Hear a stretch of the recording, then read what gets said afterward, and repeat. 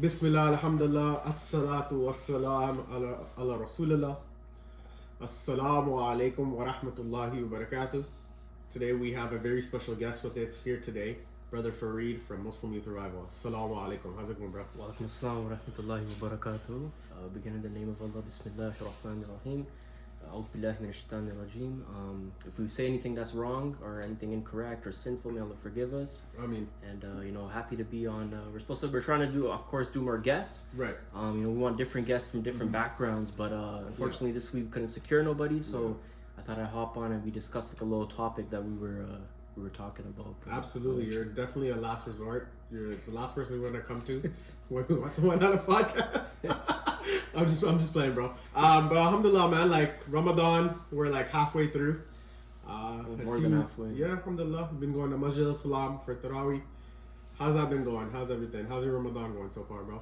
Yeah, everything's going good. Alhamdulillah, alhamdulillah. everything's going well. Ramadan, like Brother Sean was saying last time, it flies by. Yeah. So sometimes you don't even realize, like it's kind of like you blink and next thing you know, Yeah. a week is already gone. Alhamdulillah. But we're in the second week right now. Before we know it, it'll be the third. Yeah. And then time for Laylatul Qadr, and after that, Yeah. it's Eid. So Yeah. making the most of it as much as you can. Yeah. Whether that means trying something new. If you never went to Tarawih, maybe try going this year. Yeah. If you never went to Salatul Jummah, try going this year. Try to always step up. Because I don't know if it's just me. It kind of bothers me when I realize I step down. Yeah, absolutely. And, so I try to always move forward. I don't know if I can't say this is a better Ramadan than previous ones. But we try. Yeah. We try. No, and absolutely. And I feel like a lot of people don't know that in Islam, we're always supposed to be striving to better ourselves, right? In all aspects.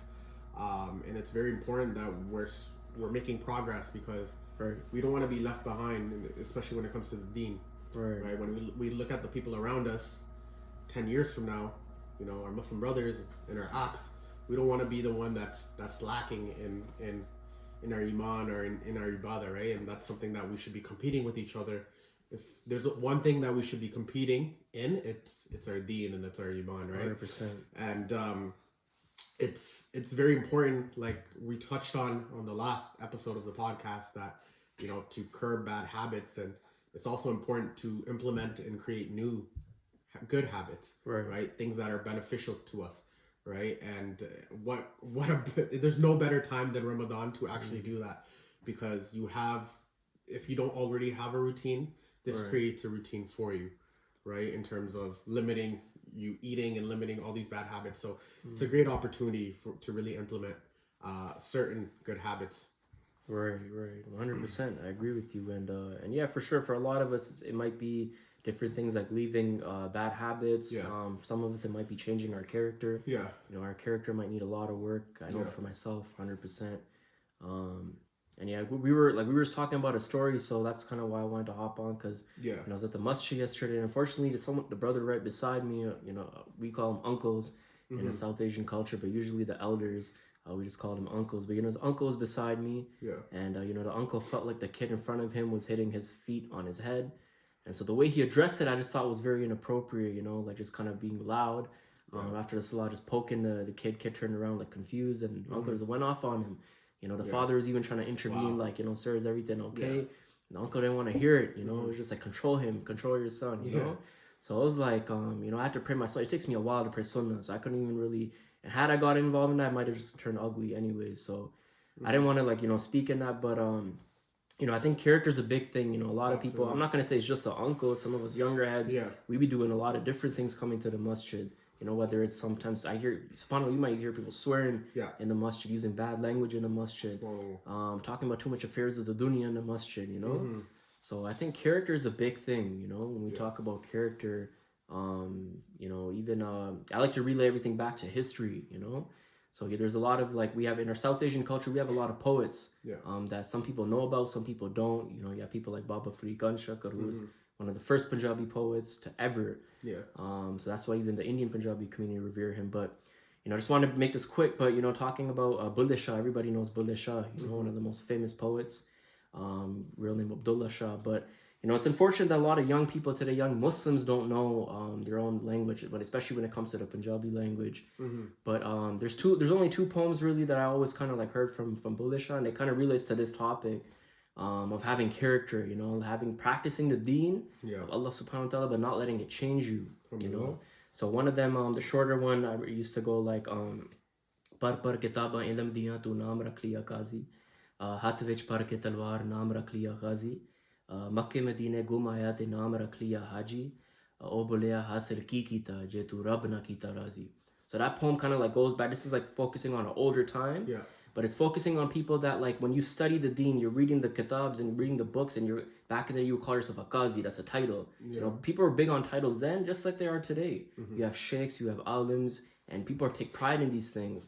But you might see the same people and how they treat other people, even Muslim or non-Muslim, and you see the weakness in their character. It's sad, you know.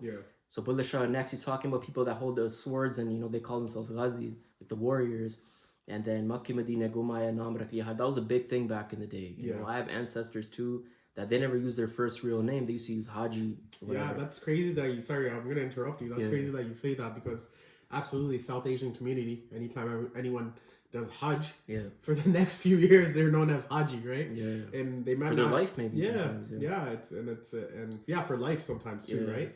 And it's crazy that you're getting that title, but literally Hajj is fard. You know, like we have to do Hajj, right? So everyone should be a Haji. You know what I'm saying? Yeah, but it's of like, course. Yeah. You're looking at an obligation, and it's it's so celebrated, an obligation, when it should be the norm amongst Muslims, right? But it all goes back to like rituals. So the last line kind of goes, "O bolya hasil ki kita, jetu rab na kita raji." So it's like you didn't satisfy Allah. You were still treating people how you were treating people, but because you perform Hajj, now you're a Haji, you think you're forgiven for life. Absolutely. You know, and I feel like that kind of bleeds into you know, having pride and having, you know, arrogance too, right? It's like a lot of times you're doing certain things not for the sake of Allah, but you're doing it for the sake of people, right? And that's something that you should be very careful about, right? Because you don't want to make, you know, basically the people your God, right? You don't want to be worshiping your people. The things that you're doing is not to please other people, but it's to please Allah. And I think that goes into character, and that goes into your heart as well, right? In a hadith, I think it was in Sahih Muslim or Tirmidhi, Rasulullah sallallahu alaihi wasallam, he pointed at his chest and he went like, your taqwa is here, right? So your belief is all in the heart, right? You seek knowledge from your mind, you go and you seek knowledge, but you believe from your heart. So Islam really pays attention and puts importance on two muscles, right? Your heart and also your brain. So it's not only about what you know, but it's how, what your deep down intentions are, and if you're genuine or not when it comes to Islam. And we're also judged based off of our intentions. Everyone doesn't know our intentions, but Allah subhanahu wa ta'ala does, right? 100%. So even if you have an intention to do something specifically and you don't end up doing that specific task, but you had the intention to do it, you still get rewarded for it.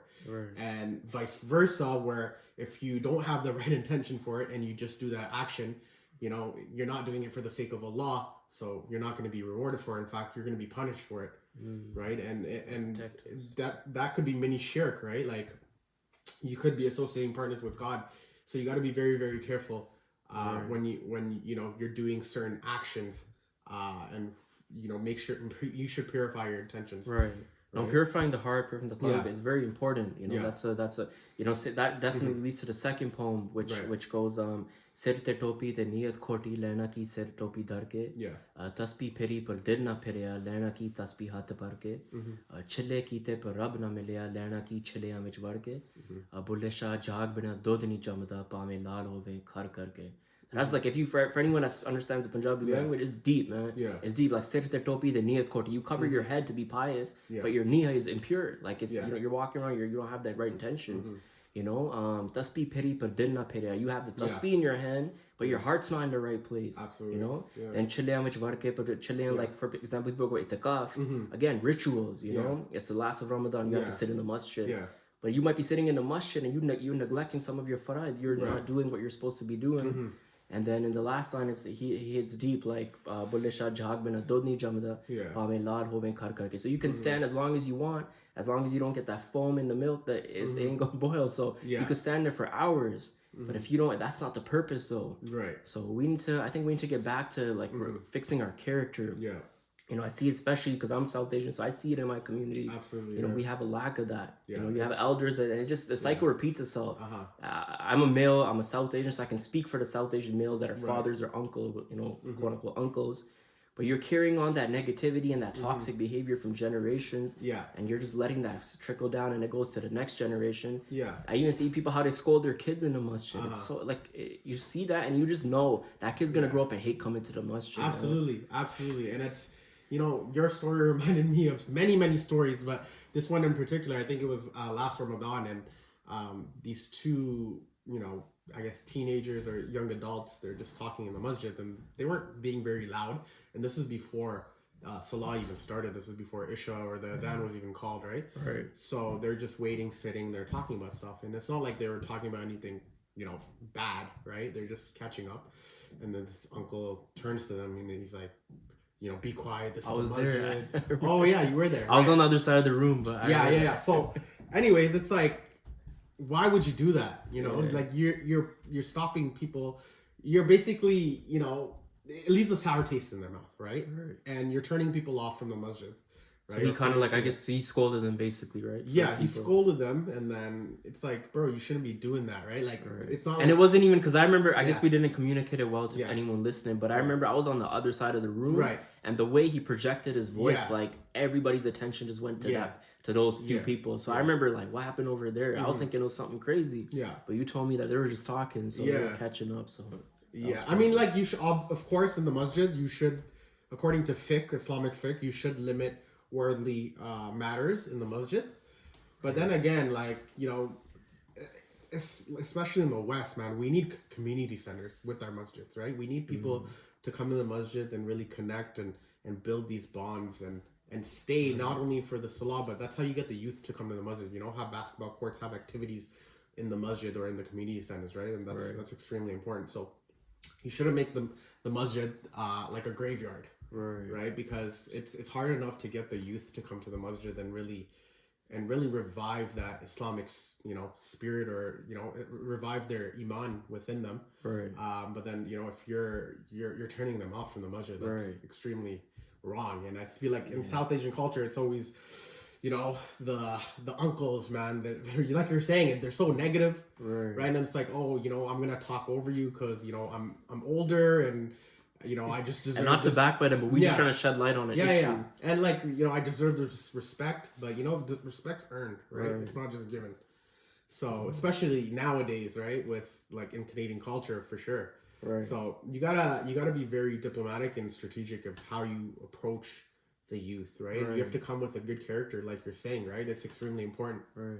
And character is, you know, it plays a huge part in our deen, and we should be making our character like Rasulullah sallallahu alaihi wasallam, who's extremely patient, who's extremely, you know, soft-spoken at times, but also he was assertive when he needed to be, and really having that emotional intelligence is very, very important. Right.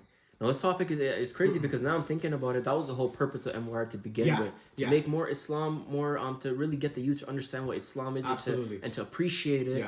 And really start, like, not be turned away from it, because the type of people that we were trying to deal with were people that might have been shunned, like felt like they weren't comfortable in the masajid, you know. So that's what, like, the main goal was to begin with. Right. And now I'm realizing that, even though we chose this topic randomly, but that's really like the reason behind the formation of Muslim Youth Revival, is to make the youth comfortable, be in the masjid more, you know, regardless of what they've been doing.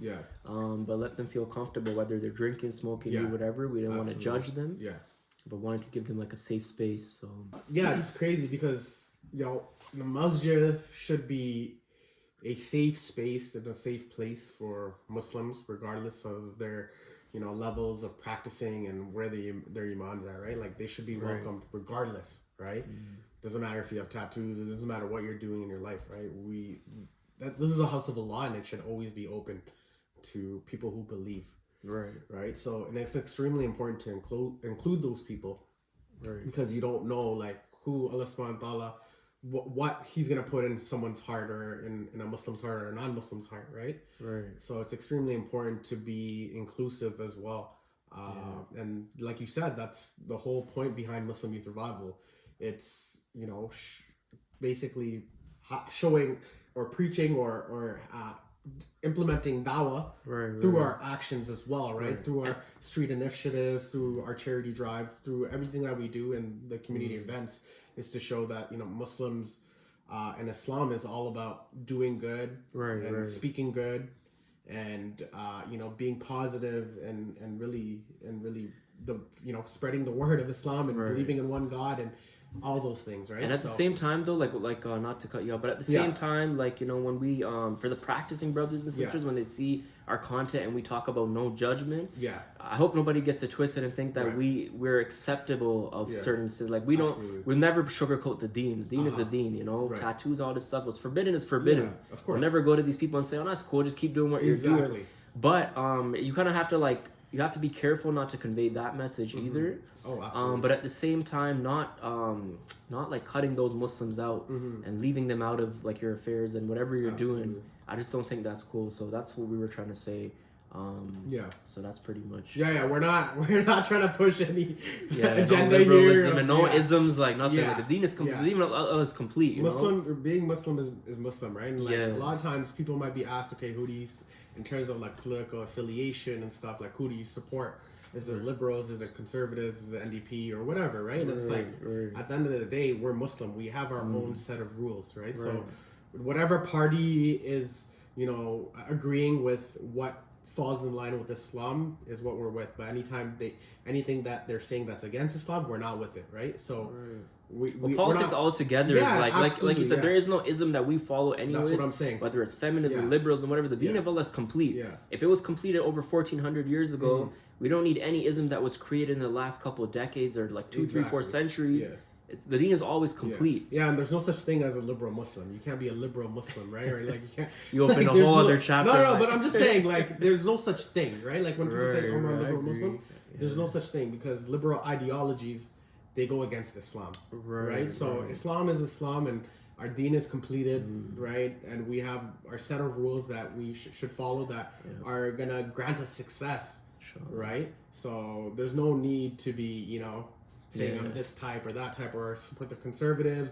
Oh man, I support the conservatives, but they're such Islamophobes and this and that, right? Like, bro, just be Muslim, right? And at the end of the day, when people ask you, it's very important that you know your ideological beliefs as a Muslim and what it means to be Muslim. So that's extremely important. No, that's definitely a big topic. Inshallah, we're gonna cover that. We could cover that. Sure. We'll cover it. Let's circle back around to character for sure. Definitely it all kind of encompasses character, but yeah, you know, the deen should be fixing your character. You know, I know, and you know, I forgot to say this in the beginning, but when it comes to me talking about character, the first person I ever have to speak to is myself. Because I know myself more than anyone. You know, again, relaying it back to poetry, but you know, it's said that Baba Fareed had said, ना गरीब नु देख के हंसया कर ना बुरी नजर ना तकिया कर लोकां दे ऐब तू लबदा फरीदा कदी अपने अंदर भी तकिया कर. So I always like, because we have the same name, it feels like it's almost to me, you know. It's like लोकां दे ऐब तू लबदा, like you try to find people's faults, but कदी अपने अंदर भी तक, look at for once, pause and look inside yourself. So I feel like growing up, because I started learning the deen at an early age, the people that were around me were doing like all types of stuff.